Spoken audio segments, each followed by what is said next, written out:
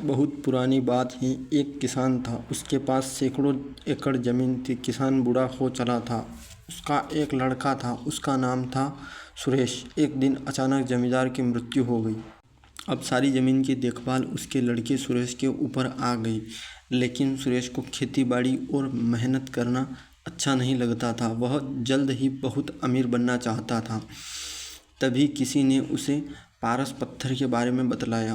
पारस पत्थर एक ऐसा पत्थर होता है जिसे किसी भी धातु से स्पर्श करने पर वह धातु सोना बन जाती है। सुरेश किसी भी कीमत पर पारस पत्थर पाना चाहता था।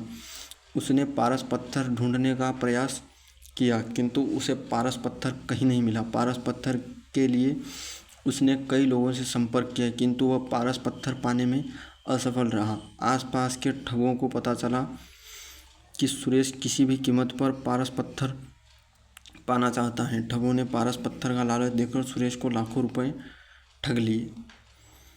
ठगी के बाद सुरेश ढोंगी बाबाओं के जाल में फंस गया। ढोंगी बाबाओं ने भी सुरेश को लालच देकर बहुत सा पैसा ऐंठ लिया। पारस पत्थर के लोभ में सुरेश को बहुत नुकसान हुआ और उसे अपने कई एकड़ ज़मीन भी बेचनी पड़ी। सुरेश की पत्नी हमेशा उसे समझाती थी कि इन सब बातों में मत पड़ो। अपने पास बहुत ज़मीन है, उसी से खेती करो। मेहनत भी किसी पारस पत्थर से कम नहीं है। किंतु सुरेश को तो पारस पत्थर की ही धुन सवार थी। एक दिन गांव में बहुत पहुँचे हुए संत आए। सभी ने उन्हें अपनी समस्याएं बतलाई। सुरेश भी अपनी पत्नी के साथ उनसे मिलने गया और उन्हें अपनी समस्या बतलाई। संत सुरेश की बातें सुनकर मुस्कुराए और बोले, मैं जैसा कहूँ वैसा ही करना तो तुम्हें पारस पत्थर अवश्य मिलेगा। संत की बात सुनकर सुरेश बहुत खुश हुआ और संत से बोला, कृपया कर मुझे यह तरीका बतलाए जिससे मुझे पारस पत्थर मिल जाए। संत बोले, तुम्हें केले के पेड़ की पत्तियों के नोक पर जमा सुबह की ओस की बूंदें एक बर्तन में एकत्र करना है, और जब तुम 5 लीटर ओस की बूंद एकत्र कर लोगे तो मैं तुम्हें उसे अभिमंत्रित कर पारस पत्थर दूंगा। लेकिन याद रहे, ओस की बूंद में तुम पानी मिलाकर धोखा देने का प्रयास करोगे तो तुम्हारी पूरी मेहनत पर पानी फिर जाएगा और ओस की बूंद पारस पत्थर नहीं बन पाएगी। यह काम बहुत कठिन था। सबसे पहले सुरेश ने अपनी कुछ ज़मीन पर केले के पेड़ लगाए। केले के पेड़ धीरे धीरे बढ़ रहे थे, किंतु इतने पेड़ों से वह ओस की सिर्फ कुछ ही बूंद एकत्र कर पा रहा था। उसे लगा, इतने केले के पेड़ से 5 लीटर ओस एकत्र करने में तो उसे सालों लग जाएंगे। उसने फिर कुछ केले के पेड़ लगाए। इस तरह करते करते उसने अपनी लगभग पूरी ज़मीन पर केले के पेड़ लगा दिए। सुरेश अब इन केले के पौधों को पानी देता और उनकी देखभाल करता था। 2 साल की अथक मेहनत के बाद सुरेश 5 लीटर ओस की बूंद एकत्र कर पाया और अत्यधिक प्रसन्न होकर साधु महाराज के पास गया और उन्हें 5 लीटर ओस की बूंदों से भरा बर्तन देते हुए बोला, साधु महाराज, आपकी आज्ञा अनुसार मैंने 2 साल की अथक मेहनत के बाद ये 5 लीटर ओस की बूंदें एकत्र कर ली हैं।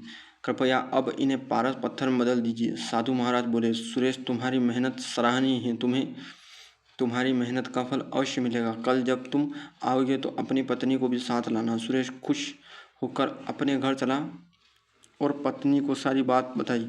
दूसरे दिन दोनों पति पत्नी जल्दी उठकर नहा धोकर साधु के पास पहुँचे। साधु ने सुरेश को देखकर कहा, सुरेश, मैंने ओस की बूंदों को पारस पत्थर में बदलने के बहुत प्रयास किए, किंतु मैं उन्हें पारस पत्थर में नहीं बदल सका।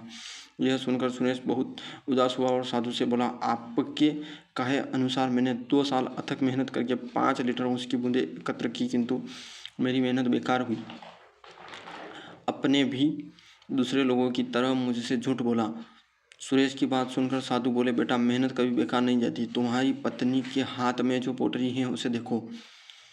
सुरेश ने उसकी पत्नी के हाथ में रखी पोटली खोली तो देखकर दंग रह गया। उसमें सोने चांदी के आभूषण और कीमती रत्न थे। साधु बोले, सुरेश, ये तुम्हारी मेहनत का फल है जो किसी पारस पत्थर से कम नहीं है। सुरेश ने कहा, यह मेरी मेहनत का फल कैसे हुआ? साधु बोले, तुमने 2 साल से मेहनत करके जो केले के पौधे लगाए थे, 2 साल में उनमें फल भी लग रहे हैं, किंतु तुम्हारा पूरा ध्यान पारस पत्थर और ओस की बूंदों पर था और तुमने केले के फलों पर ध्यान नहीं दिया। किंतु तुम्हारी पत्नी इन फलों को बाजार भिजवा दिया करती थी और ये सारे आभूषण और रत्न फलों की बिक्री से आए पैसों को बेचकर खरीदे हैं।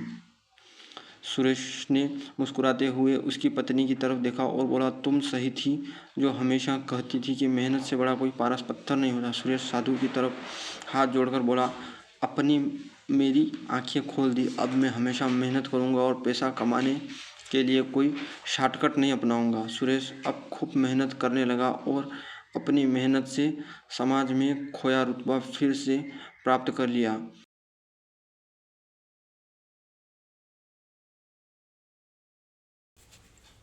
शिक्षा मेहनत से कुछ भी पाया जा सकता है।